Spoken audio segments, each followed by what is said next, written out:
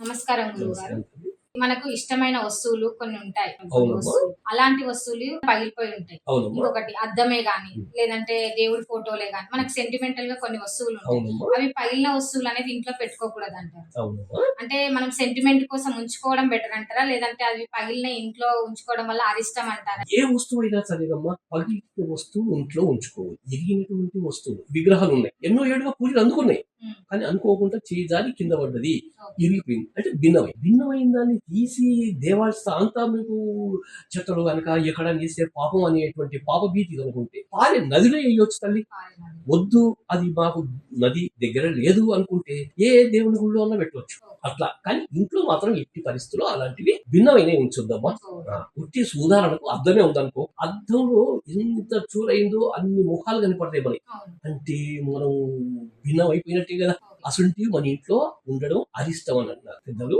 అవి ఉంచొద్దు తల్లి. అట్లా పగిలిపోయిన వస్తువులు ఉంచుకోవడం వల్ల వాస్తు దోషం ఏమైనా వెరీ ఉంటదంటారా? గుడ్. వాస్తుకు సంబంధించింది భిన్నమైనటువంటి దాంట్లో కొందరు ఇనుప కుర్చీలు ఉంటాయి తల్లి. ఓకే. ఇనుప కుర్చీలు ఎంతో జంగొచ్చి ఖరాబైతాయి. అయినా తీసేయరు. అవును. ఇనుము శనికి సంకేతం. ఎప్పుడైతే శని ఇంట్లో నీచంగా తయారైందో, తుప్పు పట్టిపోయిందో, ఆ ప్రభావం తీవ్రత ఎక్కువైతది. ఇరిగిపోయిన కుర్చీలు గాని, మంచాలు గాని, ఏది గాని ఇంట్లో ఉండొద్దు తల్లి. ఇనుముకు సంబంధించింది మాత్రం అసలే ఉండొద్దు. ఇంకొకటి మనకు వాస్తుకు సంబంధించి ఎన్నెన్నో మొక్కలు ఉంటున్నాయి. అవును. అలాంటప్పుడు కొన్ని మొక్కల్ని ఇంటికి ఎదురుగా పెట్టొద్దంటారు. అవునమ్మా. సపోజ్ ముళ్ళకి సంబంధించినయి అవును. మొక్కలు ఉంటాయి. అవును. ఏది గులాబీ గాని, నిమ్మ జాతి చెందినయి అవును. పెట్టుకోవద్దంటారు. అవునమ్మా. కరెక్ట్. కొందరేమో ఏం కాదు పెట్టుకోవచ్చు అంటారు. కానీ అంటే అట్లా వాస్తు దోషాలు చెట్ల వల్ల కూడా ఉంటాయా? ఉంటాయి తల్లి. ప్రభావితం తప్పకుండా ఉంటుందా? ఉంటాయమ్మా. ఎప్పుడైనా ముళ్ళ చెట్లు కలిగినటువంటి గులాబీ మొక్కలు అంటారు. ఓకే. నిజమే.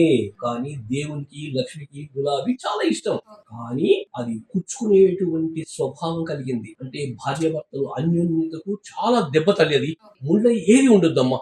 ఓకే. ముళ్ళవి కాకుండా నార్మల్ గా మనకు పారిజాతం ఉంది, ఇక నందివర్ధనం ఉంది.